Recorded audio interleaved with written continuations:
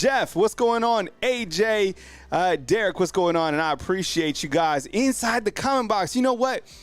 I bring the energy because every single day is a gift from God that we are here, right? Like, this is an opportunity to be a better person, to live a better life. And if I'm going to have to do that through Bama Football on YouTube, then this is what we're going to do, all right? And it's Turnover Friday. There's a scrimmage tomorrow on Saturday.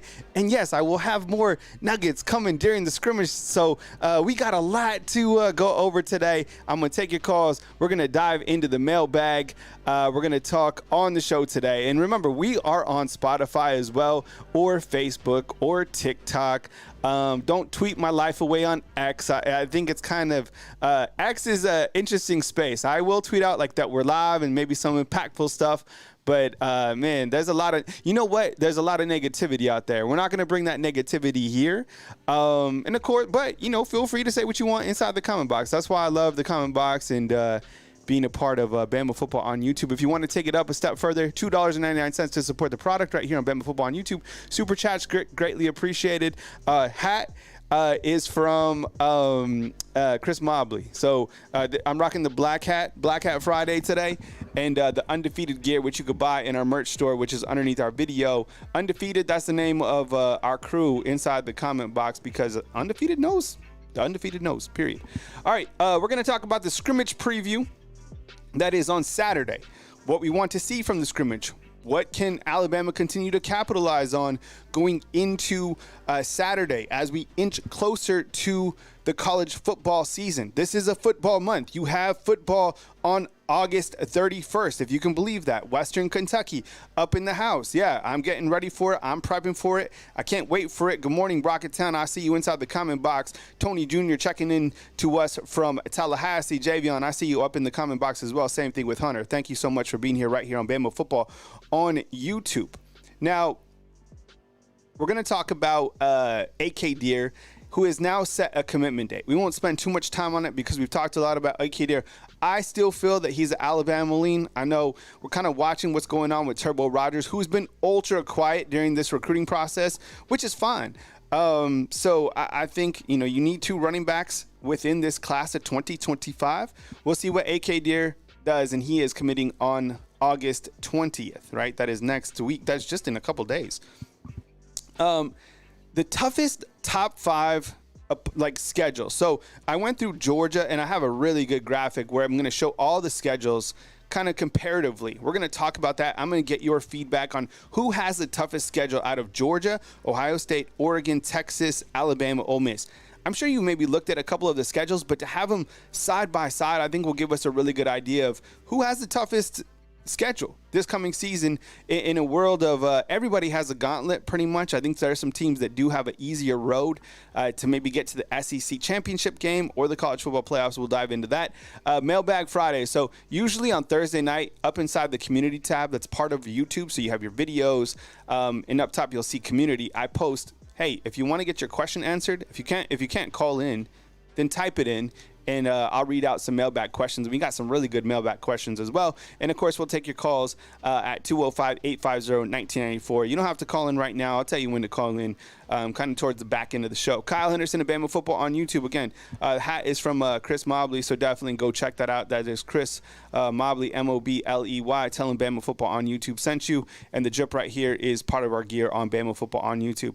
All right, let's talk about this scrimmage preview. So Alabama has another scrimmage, which is coming up on Saturday at Bryant-Denny Stadium. Following that, you will hear from Coach Kalen DeBoer. And here's some of the things that I'm looking forward to in terms of what we want to see in scrimmage number 2. I want to continue to see explosive plays from the offense. Now, we've looked at all of the positions, and we've talked about the running back play.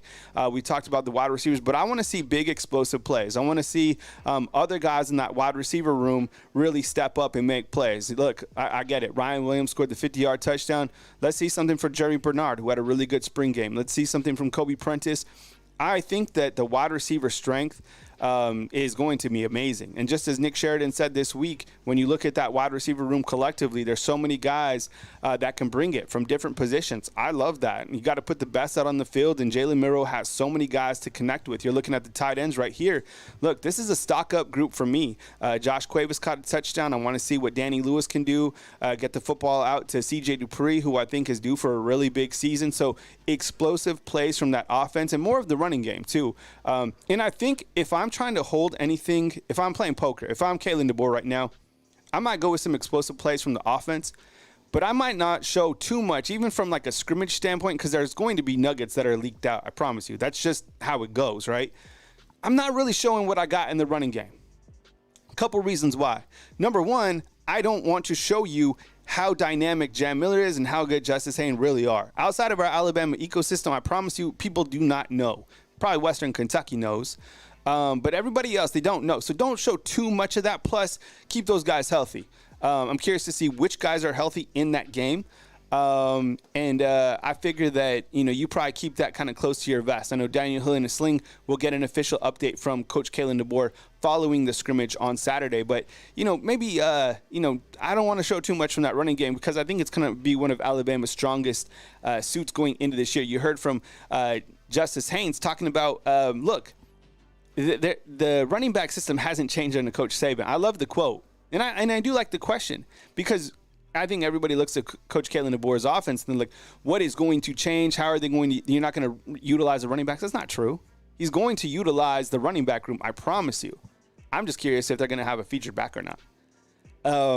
So I want to see explosive plays. I want to see improvement from the kicking game. Look, sometimes like you guys read it. You guys saw it in the sites that you read or the YouTube channels that you watch. The kicking game, it didn't have its best performance on Saturday. Now, on Sunday during that open practice, it looked a little bit better. But this will be another opportunity from Graham Nicholson, who is the returning Lou Groza Award winner, to, kind of get back on track and get some confidence going into this first game of the season.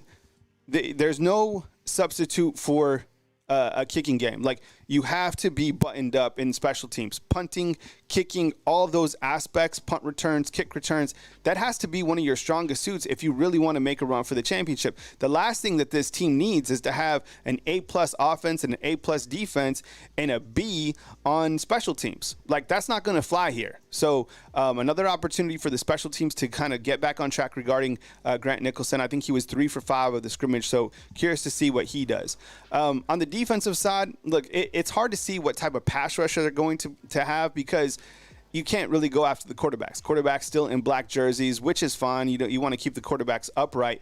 But you kind of more from the secondary. And as we've talked about yesterday, there is a position battle right now at the cornerback position between Xavier Brown, Deshaun Jones, and Jalen Mbakwe. What type of movement are we going to see there from those guys? And is Xavier Brown still in the cast, which I would assume he is up until maybe those first couple days before the first game of the season. So I'm curious on that aspect as well. Let me ask you, in this next scrimmage, what do you want to see? What do you want to hear? What do you want to read following the scrimmage? And, of course, the number one thing is keep these guys healthy.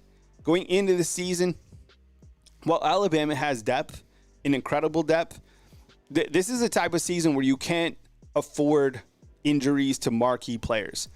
The healthier, the teams that are standing, even at the 12-team spot, are going to be the teams that not only won games, but survived the gauntlet of the injuries, too. This is a long season. This is an NFL-type season. You saw just after one scrimmage, there was 4 running backs in black jerseys, or 3, and Daniel Hill off to the side. So it's a hard-hitting season. It's the SEC. The back-end schedule, ultra challenging. The front-end schedule has Georgia included. So curious to see, if you can maintain the health aspect. And, of course, you have Jeff Allen, who's, Alabama's ace in the hole in terms of guys who get banged up, nicked up, whatever. Kyle Henderson, Bama Football on YouTube, 205-850-1994. I'll tell you when to call in. Let me roll through these topics real quick. You're watching Bama Football on YouTube. We're talking fall camp coverage. Hat is by Chris Mobley. The shirt up top is undefeated, which you can buy in our gear. And I see you inside the comment box, Bama Hater. Let me roll through these topics, man, and then we'll start taking some questions from the comment box. And I appreciate you guys joining from AJ, Bama Hater, Jeff, Keith Connell. What's up, man? I appreciate appreciate you, Patrick. I see you coming in to us from Pennsylvania, man. It's always good to see where Alabama fans are rolling in from, and I appreciate you guys' continued support. All right, let's see. Top 5 schedules. I want to jump on that real quick. So when I was looking at the top 5 schedules, and I'll bring this full screen so you can see. And I want some feedback now from you guys inside the comment box. All right, so you got, I'll roll through the schedules one by one. We'll start on the left with Georgia, then Ohio State, Oregon, Texas, Bama, and Ole Miss. But what I want after I read through these is I want feedback from you guys is who has the toughest schedule. And Jimmy Lee's coming to us from Golf Shoes. Appreciate you. All right. No, I know, Jeff. Florida certainly has the toughest schedule, but this is the toughest schedule out of the top 5 teams, right? I added 6 teams. I threw Ole Miss in there just because I want to highlight a point. Ole Miss front end schedule, I feel their schedule overall, is pretty good. But let's start with Georgia, okay? And then what I'm going to ask you, this is how it's going to work. I'm going to go through the schedule, so go through Georgia's, and then I'm going to ask you, and take your fan hat off, right? And just be realistic with me, based on the teams that we know, based on the returning players that we know, based on what we know on college football. Tough environments. I want you to give me a tough schedule will be 10 out of 10, right?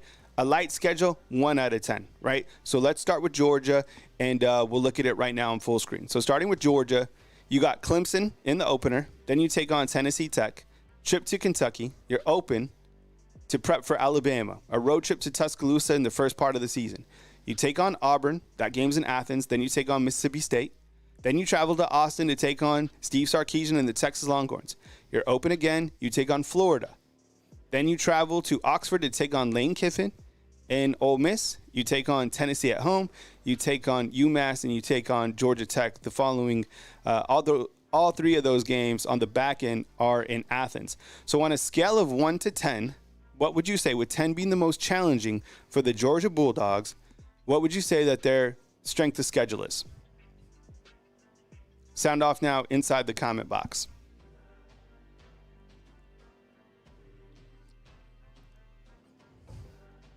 When I looked at Georgia's schedule, and we're still on Georgia, look, the game against Clemson, it is interesting. I'm definitely going to have that game on, right? I'm curious to see what, Dabo Swinney has in store. Nobody's talking about Clemson. Samuel's saying 8. Now, last year, their schedule was probably like a 2. I think this is one of the most challenging schedules for the top 5 teams, and here's why. A trip to Bama, a trip to Austin to take on Steve Sarkisian, and a trip to take on Ole Miss, right? So Kalen DeBoer he's going to have these guys ready. They're ready to go. You play Dabo Swinney in the front. A trip to Texas will be challenging for sure, and that's kind of the meat of the season where you should be playing your best football. And then you're taking on Lane Kiffin in a game that was probably going to have a lot of high stakes on it. So, I mean, seen from the comment box, 8, 5, 8, 8, 7, 7, 7, 8. I mean, it looks kind of, if we were to put a quick average on this, it might be like a 7.5. It's a challenging schedule for the Georgia Bulldogs. Maybe that's why Kirby Smart recently was saying that his roster's depleted and the deterioration of college football.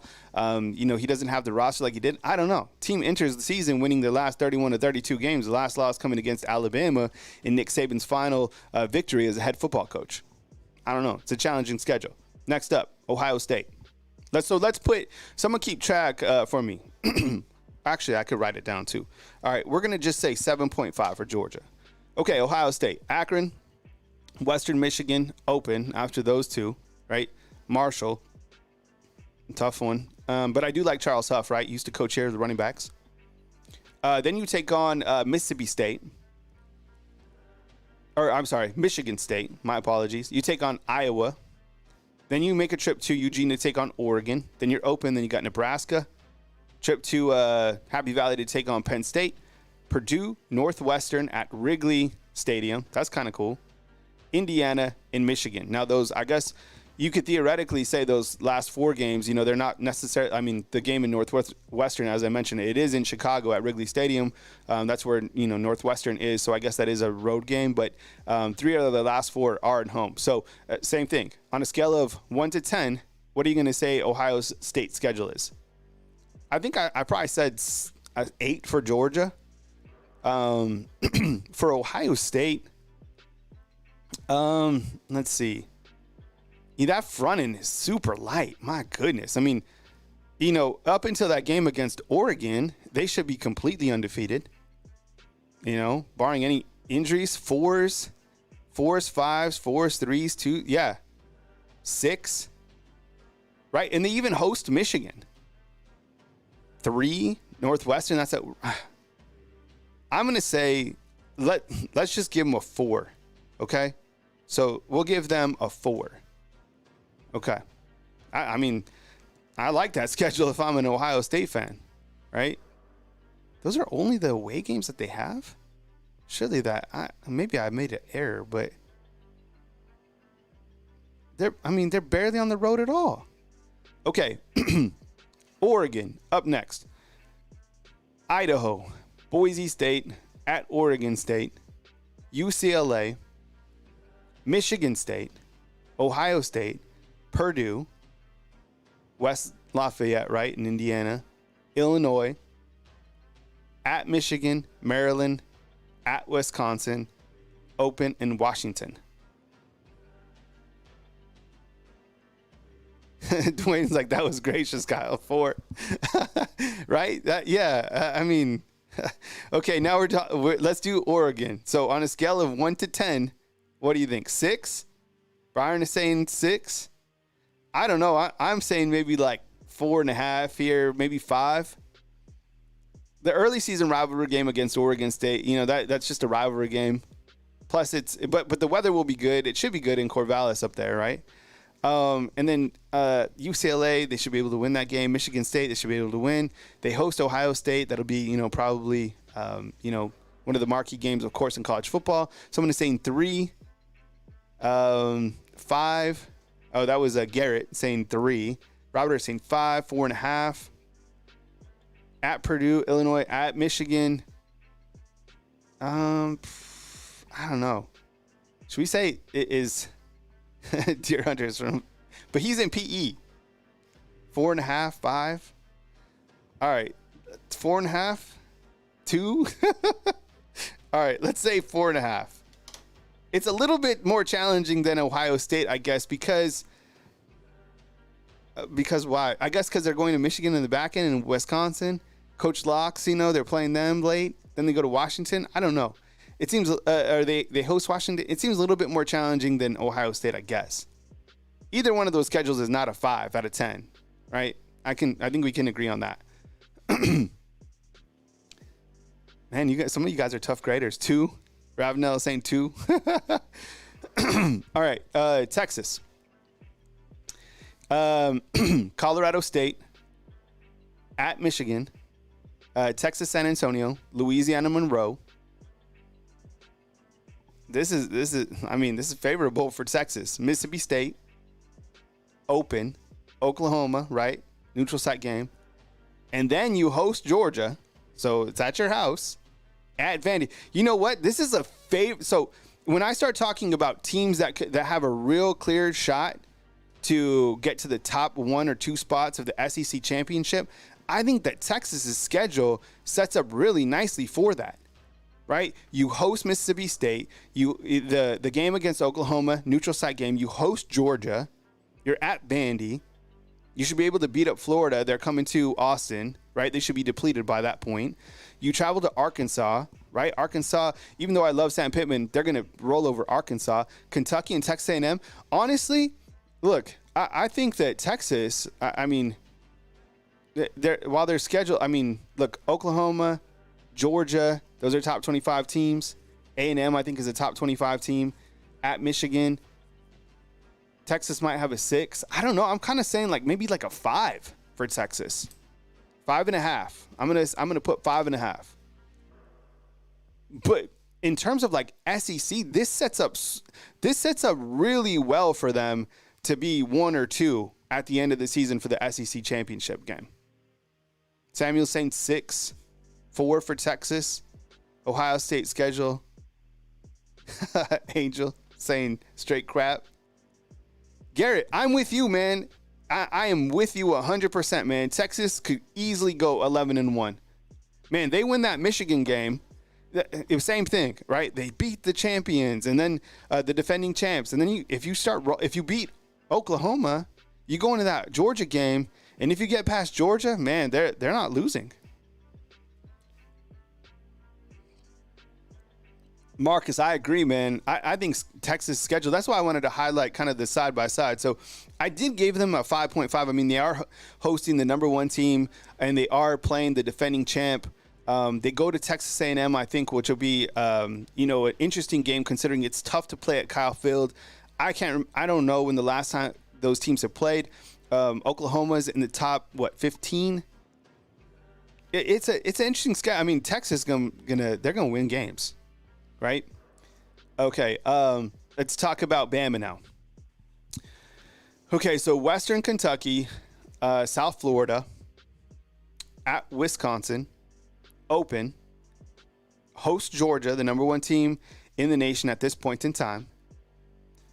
South Carolina. Now I played, you saw me play that silly game. One thing I learned about that when I streamed those games is that running back for South Carolina and the quarterback, they were monsters. Okay. They were much better than I thought. You play Tennessee. Now, this is where it gets challenging, this back end. Outside of Georgia, you go on the road. Kalen DeBoer's never played on the road SEC game in that type of environment, right? If I don't call Vandy's like a home game for Bama. Tennessee will be crazy.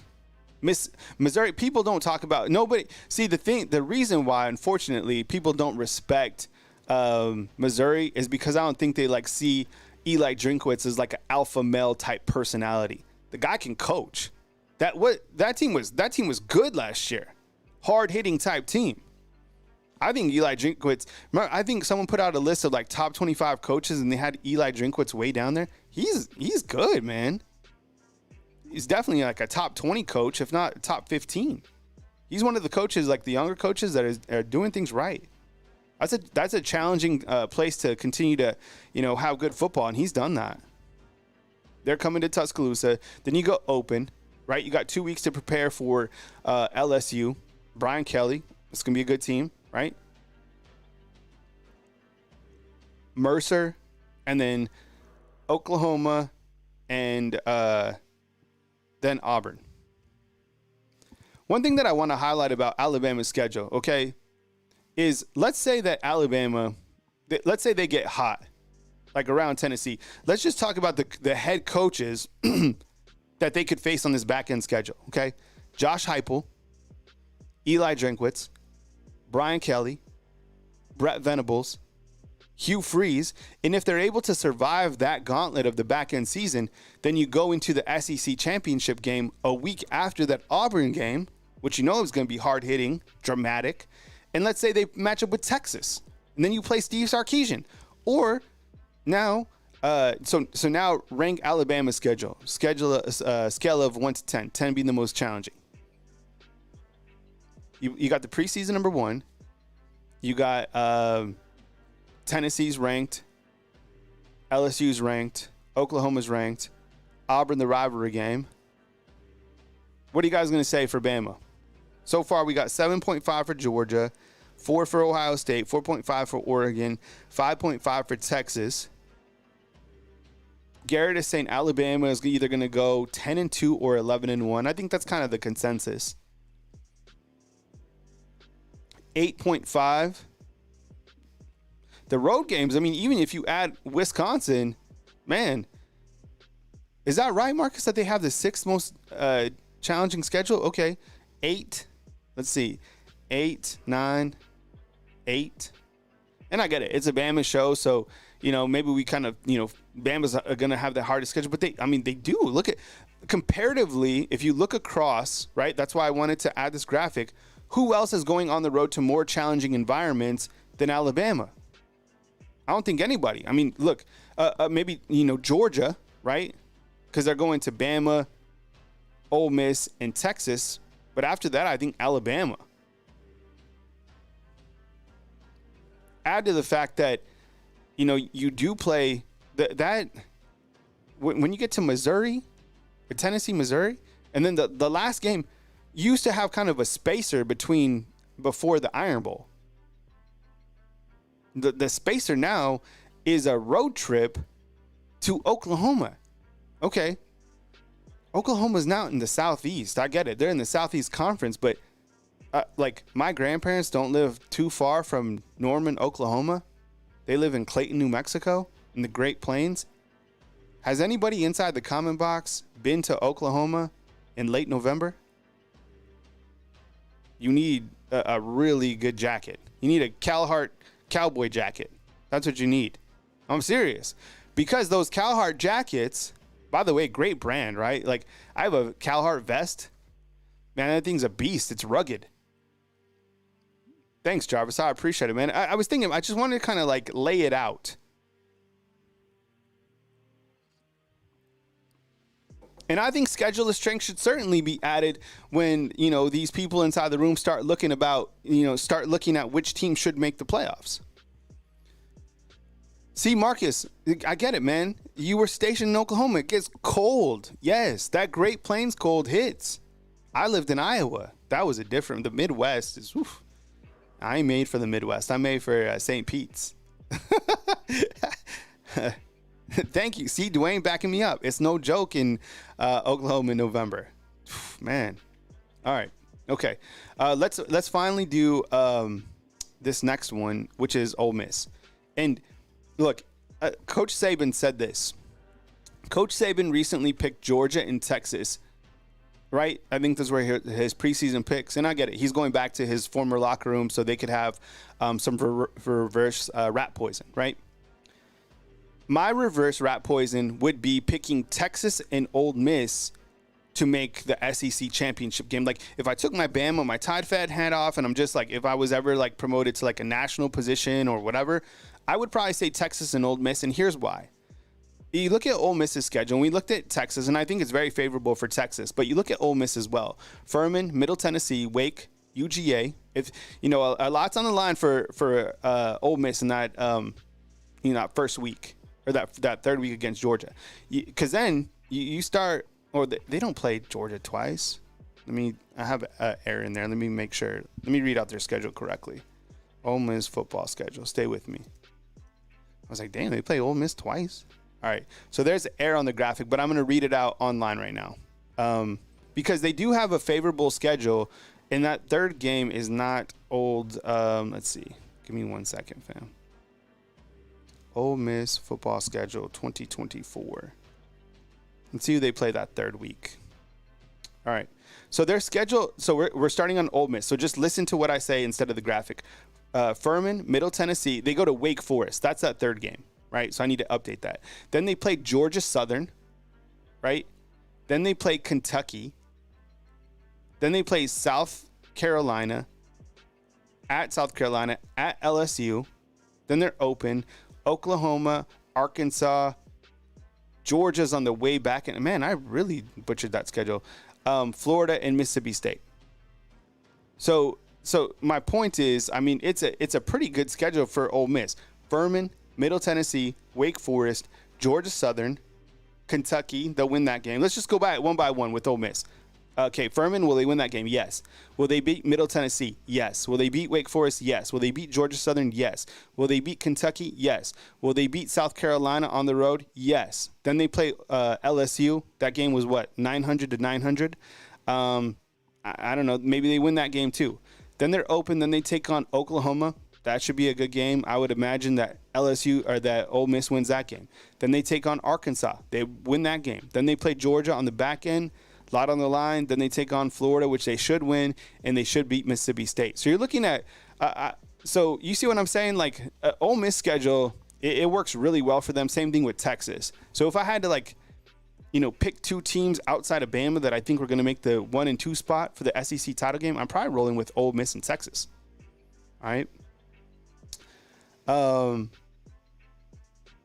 Tony, what's up, man? I appreciate you, man.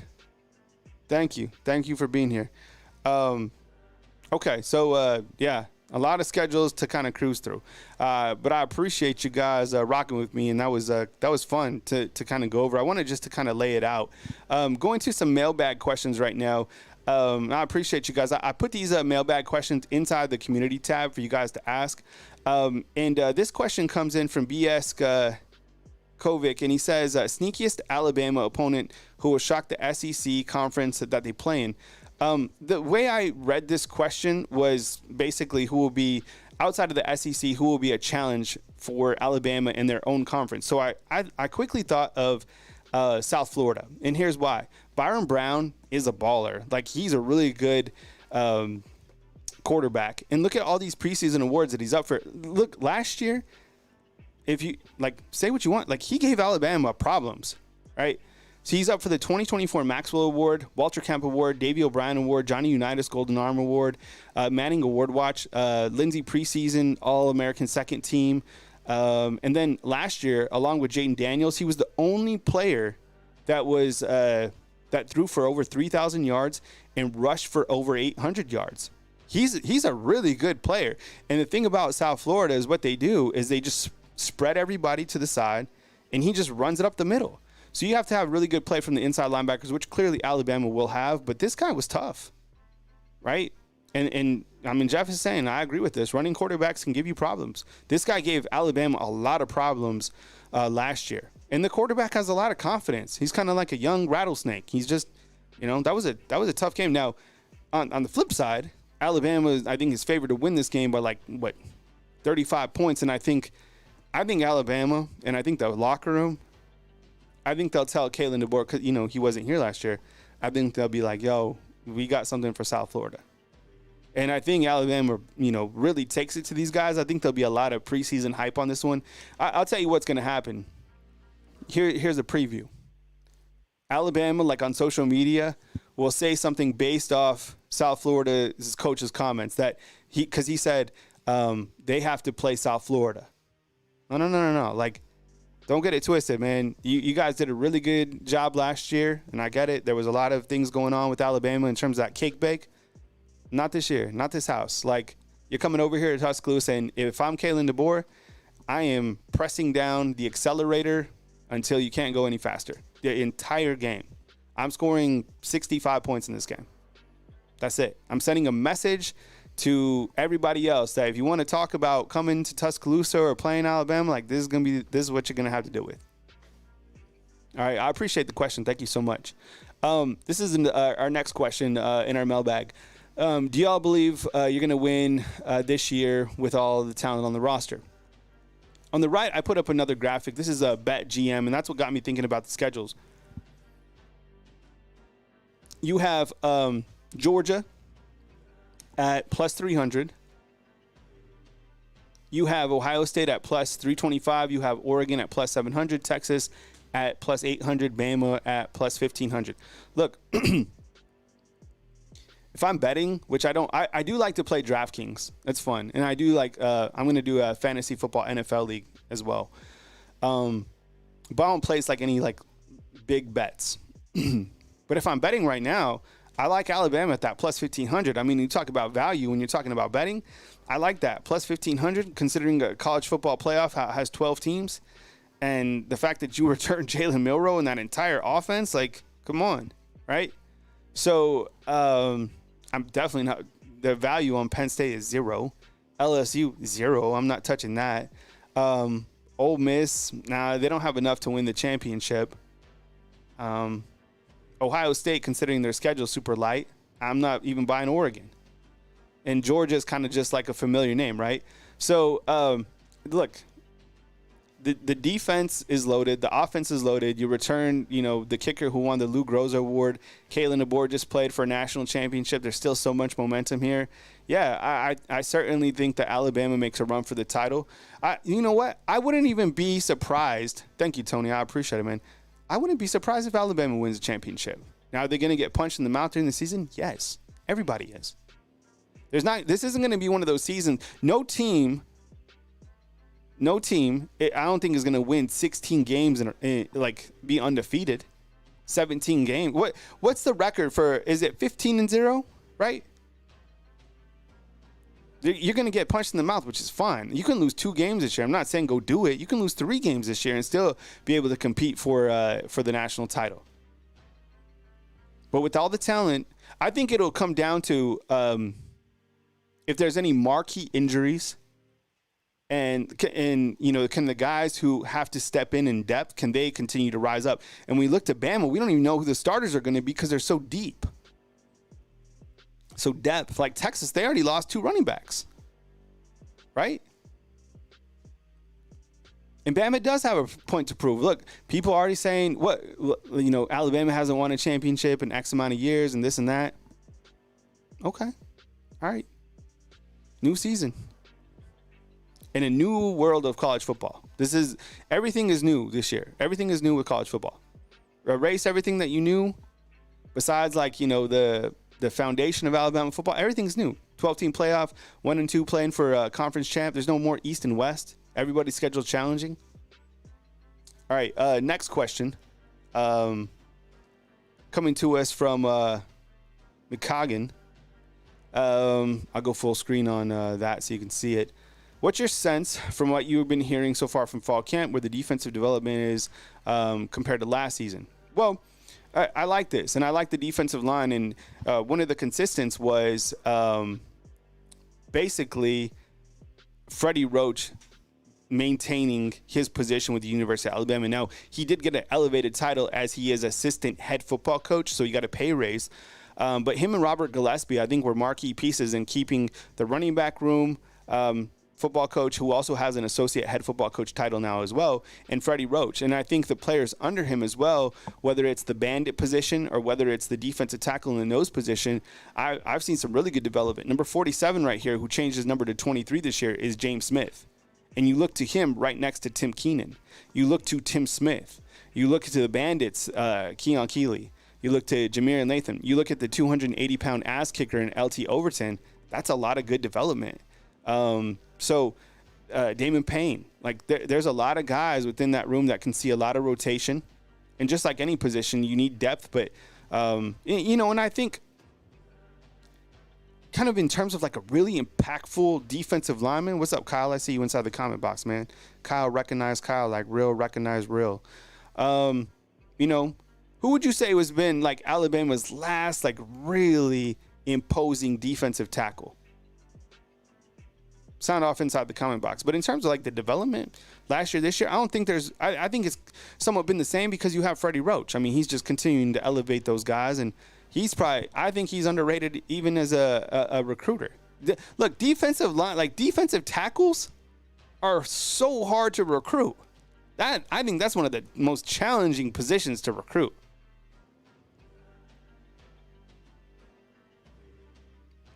Collaboration. I like that. Quinnen Williams. Yo, Quinnen Williams. Remember when he sneezed on air? He was like, bless me. Thank you. That was like my fun. Like, I think he said, bless you. Like, he blessed himself. You see that? But I think he was the last, like, true dominant one. And I think Tim Keenan will have a really good season.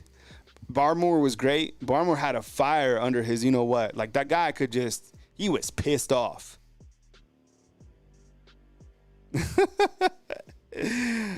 Ty Does Motto, what's up, man? Appreciate you.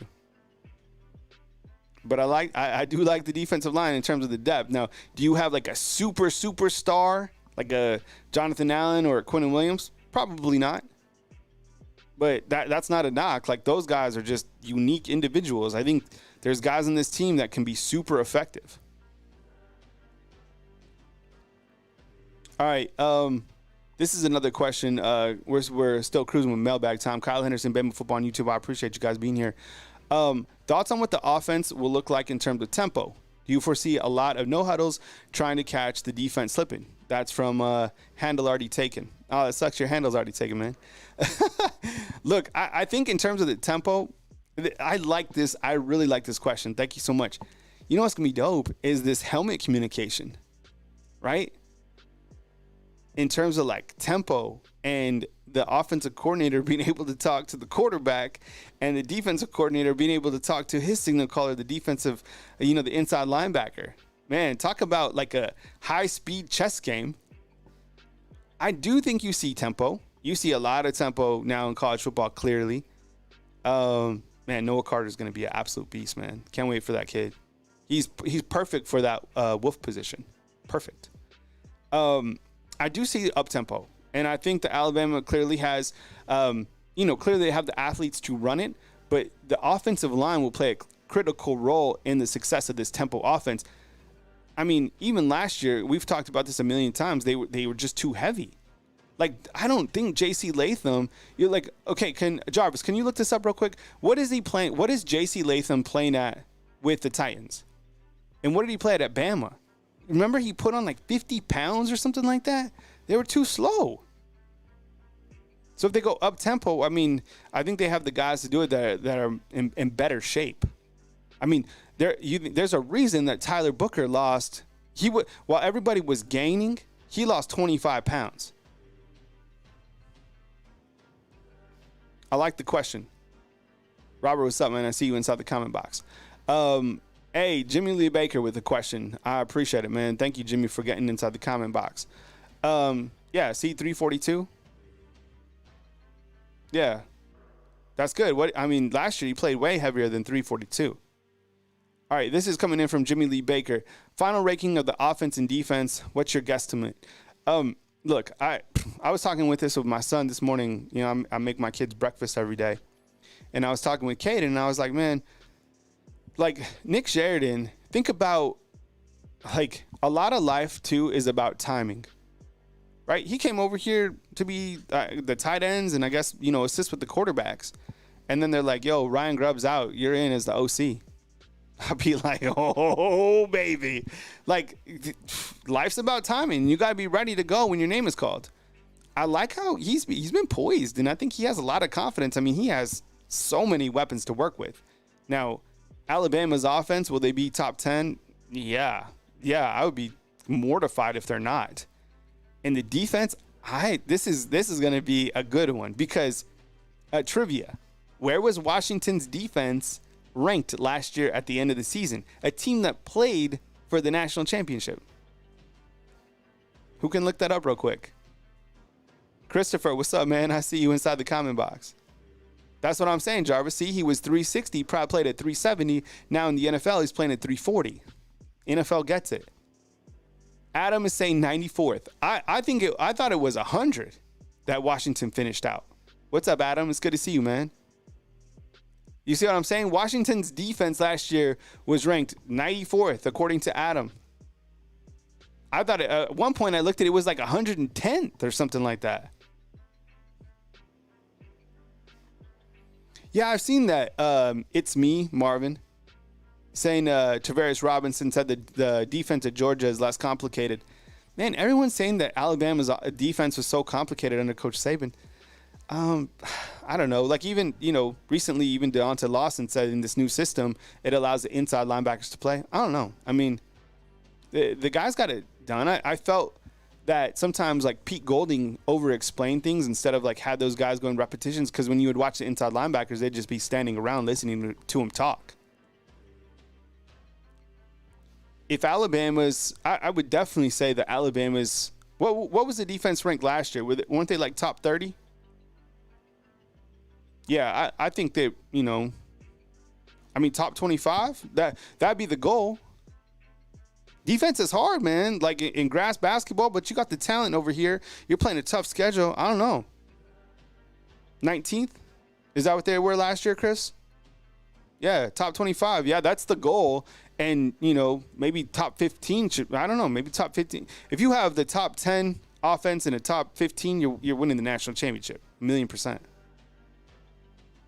Bama Hater says Washington was a championship game because of if Penix and DeBoer didn't bring him to T-Town. Bama Hater, you'll have to ask your questions again, man. There's been a bunch of comments, so you can like copy them and paste them, and I'll answer them if I can inside the comment box. Penix could sling it, man, but the defense just wasn't it for me. Yeah, so those are our questions today on the mailbag. So I appreciate you, and you can look through those. I post them Thursday night, so just kind of like heads up in terms of when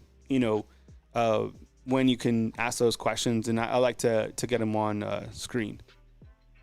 Now is a good time. I'll take some calls. 205-850-1994. You can go ahead and call in the show. Kyle Henderson at Bama Football on YouTube. I appreciate you guys being here. We got 159 on. Let's make the goal for Super Chats today $10. Could we get over $10 in Super Chats in the next 10 minutes? That is the challenge for Super Chats today. I appreciate you guys rocking with me right here on Bama Football on YouTube. Call line. It's at the top left of your top. Where is it? My screen, because you know when you're on camera, things are reversed. So it's over here. 205-850-1994. You have a scrimmage on Saturday, which I'm really looking forward to. Have nuggets from the scrimmage. AK Deer has set his announcement date for August 20th. You guys, how do you do Super Chats? There's a $sign. That's a good question. There's a $sign inside the comment box. If you hit the $sign, then you can choose an amount. It's like a tip. Think of me, like a Super Chat. This is an interesting question. A Super Chat is a one-time tip. Like, so it'd be like, I'm your bartender and we're talking football, or I've made you a good drink, or you like the delivery or whatever, and then you just Super Chat. So it's part of, I'll be honest, it's part of how I make money, along with, you guys being members of the Undefeated, which is $2.99, I think, at the lowest point. So we have a 865, and we'll take it right now. Hey, you're on the line with Kyle Henderson. Who am I on the line with, and where are you calling in from? This is Angel again, back from Tennessee again, Pigeon Forge. What's up, Angel? I need to go back to Pigeon Forge. Who inside the comment box has been up to Pigeon Forge? I love it up there. I think it's really nice. And I think when I stayed in there, I stayed in Gatlinburg, which, as you know, isn't too far. And I stayed in Sevierville too. Yeah. Yeah. It's so beautiful up there. What's the temperature up there today? It's like 80-something degrees. It's actually 5 degrees lower than Tuscaloosa, actually, so it's kind of about the same almost. Yeah, it's actually 82 right now in Pigeon Forge here. It's like 80, or it's 83 now, and now it's 87 in Tuscaloosa. So, yeah, it's about 5-point difference of the degrees up here. Yeah. So let me answer Bama Hater real quick. Wanted me to give my prediction on Alabama's last 6 games. So I think they beat Missouri. Then they got LSU. So let's start with Tennessee. So I do think they beat Tennessee on the road. I think it'll be tough. I haven't even seen like an early point spread for that game. I think they will beat Missouri. On the road against LSU, I think that point spread is like 1.5. I think they're like Alabama's a 1-point underdog. But I'll take Kalen DeBoer against Brian Kelly, and Mercer going to Oklahoma seems like a very tough game on the road at that point in time. So I'll say, look, if Alabama's going to lose the game, I think it's at Georgia. On that front end of the schedule, and I think they're able to get by in that back end, but it's going to be absolutely challenging. So I'm saying 6-0, and a game they drop, if they did, would be early on in the season against Georgia, and I think probably everybody else. Got some super chats. Geraldine with the 10 spot, thank you so much, and then of course Jarvis and Christopher, thanks so much. I really appreciate you hooking us up with the super chat right here on Bama Football on YouTube. Angel, what you got for us, man? Welcome on into the show. Thank you. Yeah, our schedule, though, Bama's schedule, it's manageable, but it ain't, like, terrible, like Ohio State's, terrible schedule. I mean, it's pretty crazy, though, too, and Georgia's as well. They're going to learn something about their scheduling, because in order to win, you have to play the best of the best opponents. And that's what really stands out with Alabama, of course, because they play UGA, but at the same time, I don't really see Wisconsin and USF and Oklahoma being a huge threat, though, really, because, I did see Oklahoma's bowl game last year. I was not impressed at all. And LSU, it's going to be a tough home environment for them, or, being on the road to LSU's home environment. Yeah. That place is crazy. But I think Brian Kelly is just – he's not the man to, he's not going to be – caring, though. He's not going to care about these games at all. He's just there for a paycheck, really. And he can't really beat Alabama because, just like he was at Notre Dame, he can't get the job done. And I really don't see that again this year, where he can beat Alabama at least once. But I don't know. He doesn't have Jaden Daniels anymore. So, and their quarterback either, I'm not impressed either.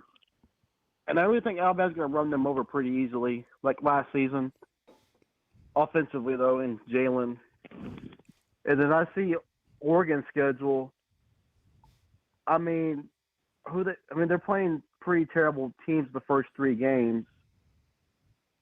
I mean, I guess Ohio State's the big game they have, but I'm not really impressed with Oregon either.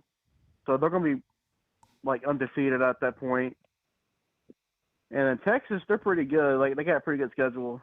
Although Texas A&M, though, and Kyle Fields ain't no joke.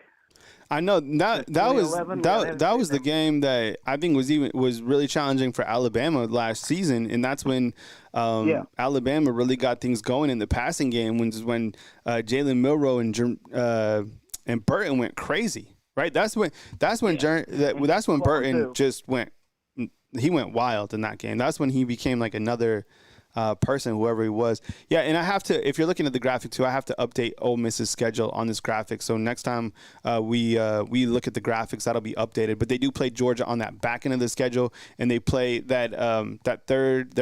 I think their 4th game is against Georgia Southern. So just put that in your mind. What else you got, Angel?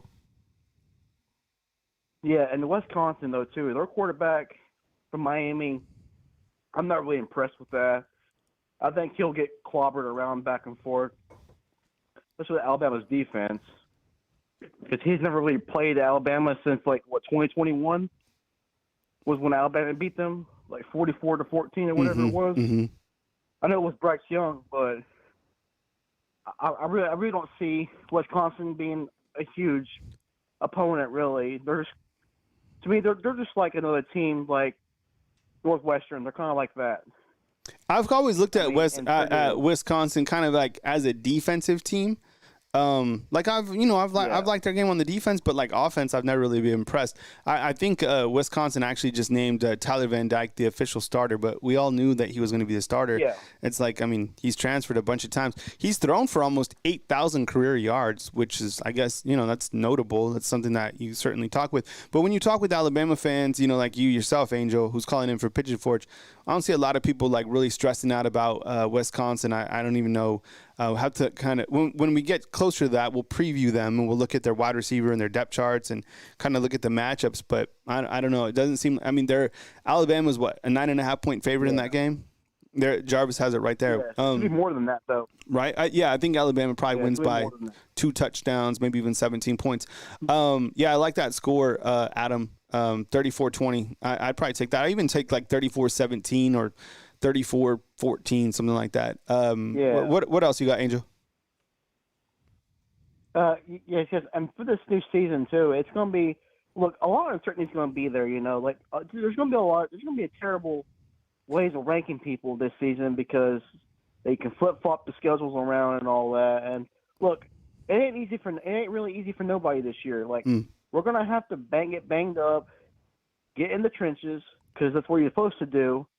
And you're going to have to suck it up and get through the injuries. But that's why you rotate people in and out, because this is going to be a rough season. I can tell you that for everybody. Mm-hmm. 3rd string, 4th string, you name it. Everybody's going to get utilized in this season because this is uncertainty. Mm-hmm. Especially this 12-team playoff. And if you win or don't win, then it's going to be a lot of extra work to get done, which you have to. That's why it's so important to get that conference title game win, to get that bye, because that bye is very crucial and critical for the next game for your opponent. Look, it ain't going to be fair. It's going to be, hard. And that's all. And I really do think this is going to be the best season and also the worst season at the same time with injuries and everything else.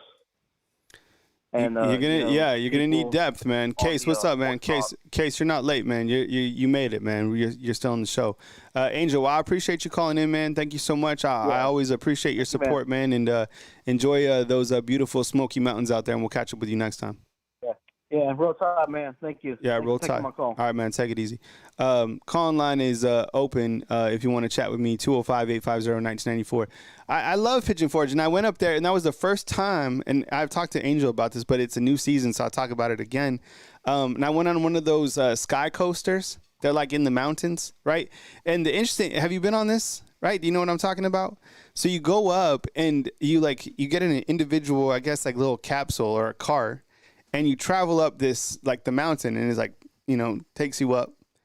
And, and then, but you can control the speed with like a lever that has like a handle, right? So you're going down like solo, and you could like the thing forward is brake, right? Have you been on this thing? Alpine, thank you. Alpine coaster. Yeah, that's what it is. I had so much fun. And the thing is you can do this Alpine coaster at night too, right? And that's the fun part. So the Alpine coaster, I definitely recommend it. Have you guys been on this? 205-850-1994 if you want to jump in on the back end of the show. I appreciate you guys being here and continue to rock with me right here on Bama Football on YouTube. We're also on Spotify. I do replay the show at 12. Hey, we got a super chat in. I appreciate it from Dwayne. Roll Tide Roll. A lot of folks will underestimate us this year. Lank. Yeah, absolutely. Hey, and remember that you can buy Lank apparel. Like if you want to support the players, you can go to the soup store next time you're in Tuscaloosa. To be honest, you can go to Athletes Thread. That's where to get a lot of the stuff. I'm not sponsored by them or anything. It's just I know you want to support them. Same thing with Yay, Alabama. They have some options for you to get player gear. But the thing about it is if you get the Lank gear, when I was here, when I went to the soup store this last time here in Tuscaloosa, they didn't have a lot. It was just like a few stuff, like on few shirts, and I don't even think they had like hats that were available. So my opinion to them would be to like fill the store with the Lank gear, especially with like, the movie that they just released and how they're pushing it, like fill up the store. Like people want it. So that's my message. Cause when I went in there, I was a little bit disappointed that they didn't have like a lot of different, I wanted to buy like 5 shirts and hats and stuff like that. And they didn't have it. So, I went to the bookstore and the strip, and that's the other thing too, is it's really expensive. So yeah, I mean like extremely expensive. Let's go to the phone lines. 317.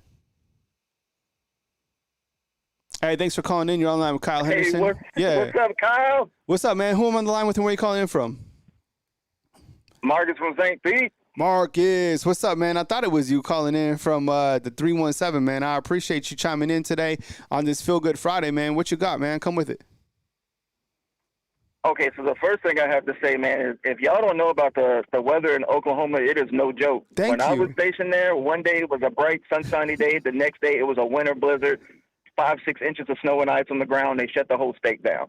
Like, I don't know why people live in Oklahoma, because Mother Nature tries to alive them, and every moment it gets, and they just stay and rebuild. Tough Oklahomians, I guess. I just read this article about Oklahoma City too. Have you seen this? That they're going to build a sky, like it's not it doesn't have, like Oklahoma City doesn't have skyscrapers, but they're going to build one of the tallest buildings in Oklahoma City. Like it's going to be like over 100 stories tall. Yeah. Did you see this? Right? You saw this? Which is insane. Yeah. Which is insane. I know. Insane. Exactly. Considering like the tornadoes and the weather that you have over there, I don't know. It doesn't seem like a good spot for a high rise. But what do I know? I just know, I guess, YouTube and Bama Football on YouTube. What you got, Marcus? What are you looking forward to from the scrimmage, or anything else on your mind, man? Come with it. So the first thing is with Texas, I would have felt more confident about Texas making it to the SEC championship if they aren't on their third string running back right now. I hate to hear that both of their players, their starting running backs, got hurt, because I want it to be our best 11 versus your best 11 with no excuses. So I pray for those guys to get a speedy recovery. But I think Texas going down to their third string running back is definitely going to hinder them some. Yeah, but isn't the guy who is healthy, isn't he supposed, what's his name? Youngblood? Isn't he supposed to be the starter anyways? Like over C.J. Baxter? Because I thought C.J. Baxter was going to be like their ultimate starter, but I think they're going to have like a 1-2 combo as well. I don't know. I see someone said, Jarvis is like Kalen DeBoer. Has anyone come up with this yet? Kalen DeRoar, right? Is it too early for that? Maybe he has to win some games before we go to Kalen DeRoar. Yeah, no, I definitely with you, man. Same thing when you look to like marquee injuries. Like I was so happy that when Alabama played Georgia, that their tight end Brock Bowers was healthy for that game. You want to see the best play against the best, and also because you don't want any excuses from the opposing team. Right, that's always the worst. Is like if you beat their team, they're like, "Well, we didn't have this guy or we didn't have that guy." Well, injuries are a part of it, and it sucks. But it is what it is. What else you got, Marcus? And another thing, I said this yesterday, and I'm going to keep reiterating it. All those away games, even though Tyler Van Dyke has starting experience in Miami, and I don't know why there was even whispers of Alabama wanting to go after that kid. He's not him. But Wisconsin's breaking in Tyler Van Dyke, but he has experience.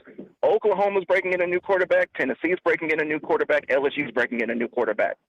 So if this Swarm D lives up to what they're supposed to do, and if they're even remotely reminiscent of being a top 20 defense, I think Alabama gets out of those games unscathed. Yeah. I don't think that's not to say they won't get punched in the mouth. That's not to say they won't give up big explosive plays or even make mistakes. But I think at the end of the day, Alabama gets the dub in those games just simply because if I'm a defensive coordinator and I'm Coach Womack and he's got that aggressive mentality that it seems like that he lives or dies by, I'm heating those quarterbacks up. I'm not letting Nico get set in Tennessee and calm down. I'm not letting Garrett Nussmeier get into a rhythm at LSU and start hitting his receivers, even though I'm not even sold on LSU yet with their defensive line depth. I'm not sitting back and letting this kid at Oklahoma get his feet underneath him. No, I'm going to preheat the oven before we even get off the bus. I'm going to make sure that kid feels the heat the entire game. Yep. I like it. I appreciate the call, Marcus, and anytime you want to call and rap with me, man, I always appreciate it. Whether we're talking the weather in Oklahoma or the weather down in St. Pete's or that back end quarterback. I love that topic that you bring up, man, because the back end of that schedule, those are all unproven quarterbacks, which is completely opposite of that front end. Exactly. I think Mizzou is going to be a very challenging game. And I think people are going to I think some Alabama fans are just kind of looking past Mizzou and thinking that they were kind of a runoff team. No, they bring back Luther Burton III, who's a heck of a receiver who's probably going to lead the SEC. Brady Cook is a very struggle with mobile quarterbacks. I don't care what anybody says. Go back and watch it. They have always struggled with the quarterback that's elusive and can make plays and keep it alive. I'm so glad we never have to play Jay Daniels again because I don't think we can beat him a second time. Man, I'm cool with it being 1-1. You know what I'm saying? That dude is fire, man. And then plus, it was crazy because he targeted Malik Neighbors, 17 times? Seriously, I think it was 17. Yes, bro. I had never seen a receiver been targeted that many times. 17 or it was 19? I can't remember.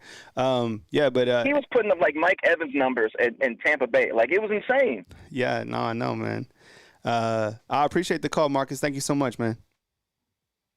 Absolutely. Come down to St. Pete sometime, man. It's beautiful weather down here. Hell yeah. All right, man. Take it easy. All right. Peace out, Kyle. All right. We got another 813 calling up in here, and we'll take that right now.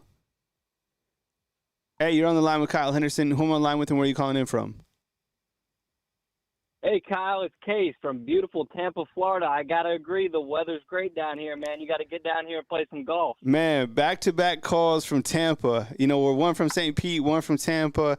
I love Bradenton. Man, that whole area is dope. The last time I was in Tampa was for this game against South Florida, right? So I go to South Florida, and I kind of went to I went to Tampa, and I went to kind of like the Old Town area, and I ate some food. But the next morning when I woke up, I went and I had, for breakfast, I had like a Cubano sandwich and a Cuban coffee. And I was feeling it. So I love it there. I love City. I know. And then that game, that's a nice stadium. But it got rained out, and the TV broadcast was all messed up. That's why I was saying earlier in the show that Alabama needs to beat the brakes off South Florida just because everyone's still pissed off from last year. Case, man, I appreciate you being here, man. What you got, man? Come with it. Well, a couple different things about the South Florida game that you bring up. I was there at Raymond James Stadium. It was pouring rain on all of us. We didn't go inside. We sat through the rain. They could have played through it. There was no lightning. They just wanted an excuse. I'm going to tell you one thing about the USF game that a lot of people don't talk about. everybody knows that Milroe wasn't in, but that game was a test game. There were a lot of starters that were benched. We were testing defensive line, offensive line, linebackers. There were a lot of people that didn't start that we were that was a pure test game. That was Nick Saban masterclass. He was testing who needed to be a starter and who didn't. And that's all it was. People like to say, oh, Alabama struggled in that game. And we did, but it was just unexperienced guys. There was a lot of rotation. I mean, even our running backs, we were constantly rotating them. But that we're going to get them back. Don't worry. We're playing it at home. It's going to be a beatdown. And we're going to get it's not a revenge game, but it's a revenge game, just like you said. When it comes to the scrimmage coming up, I'm excited to see what Womack is going to do with the defensive back. I think that's what everyone is questioning right now. There's no doubt about our offensive line and offensive capabilities. I think we're going to be electric this year as far as it comes with offense. But defense is where all the questions are. And I think that the number one thing that we're going to see this year is that you have unexperienced defensive backs, Xavier Brown, a lot of freshmen coming in. I think you get the pressure off of them by having speed rushers come in off the edge and the defensive front being able to pressure the quarterback. And it's instead of having 5 seconds to keep up with a receiver, you're going to be able to get pressure on that quarterback, give him about 3 seconds to keep up with that receiver. It's going to be able to give him some time. That's what I want to see. I want to see defensive aggressiveness. In the past, Alabama, if it's third and long, we're going to sit back, keep everything in front of us, and see what they're going to do. I think Kane Womack is going to be hyper aggressive and just put smack down on the ball. That's what I want to see this year. That's what I'm excited to see, Kyle. Yeah, and I think to compound on that, I think you see heavy pressure from whether it's Q, Robinson, Quay Russo, or I think Keanu Coe, right? I mean, you know about him clearly. He's a guy who everybody can't wait to see get on the field. I think that he's just kind of in waiting. You got Yanzi Pierre behind that, and then way down you have Noah Carter. That wolf position is going to be outstanding this year in terms of the talent and the depth. And I think kind of looking back at Womack's comments, talking about defensive pressure and how vital it's going to be for his swarm defense. We're going to see that, and he will be judged on that. Pass rush is something that you don't take lightly here in Tuscaloosa. Have to get after the quarterback, specifically when you're sending out first-round guys like William Anderson, when you have Dallas Turner. I mean, the defensive pressure has to be something that makes this particular 4-2-5 defense go, and I think they have the guys to absolutely do it. And the Bandit looks like that position's coming along as well. The defensive tackle, the nose, you got it all in place. Angel, I know for my game too, I think he won.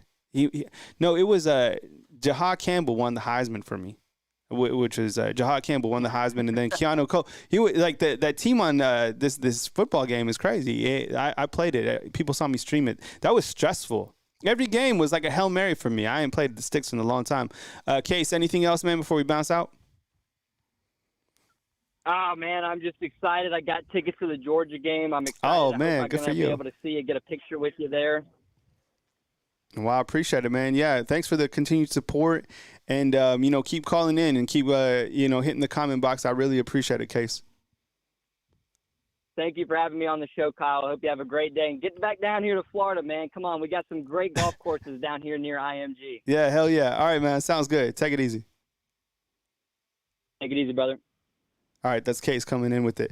Hey, fam, I appreciate you guys for rocking with me on the segment this morning. My name is Kyle Henderson and Bama Football on YouTube. Today is Friday, August 16th. Remember, I do replay the show around the lunch period. So, in the future, if you want to catch the replay, whatever, also available on Spotify and on Facebook, on TikTok. Don't post too much on X, but I do post, that we are live or like a breaking update, whatever. Live as news, like major news happens. And you can find me right here on Bama Football on YouTube. But I really want you to know this. From the bottom of my heart, I appreciate you being here. thank you very much for being here and for supporting the YouTube channel, for hitting the thumbs up. If you're not even a subscriber, you're just watching, whatever, I appreciate it. Thank you so much for giving me an opportunity to bring you your Alabama Crimson Tide football news. I know there's a lot of organizations, YouTube channels that cover Alabama. Please support them as well. They're doing a really, they're doing their best job to bring you the news that you deserve in the Alabama Crimson Tide. So thank you so much for being in this space. Please support content creators. If they have a small channel, a large channel, big organization, whatever, continue to support the people giving you content on the Alabama Crimson Tide. My name is Kyle Henderson at Bama Football on YouTube. I have a lot of gratitude for you. Thank you so much for being here on this Feel Good Friday. Be good people out there. Remember, positive, affects positive and negative affects negative. So let's be positive out there. Be good people. One more time from beautiful Tuscaloosa, Alabama, Kyle Henderson of Bama Football on YouTube. Feel Good Friday.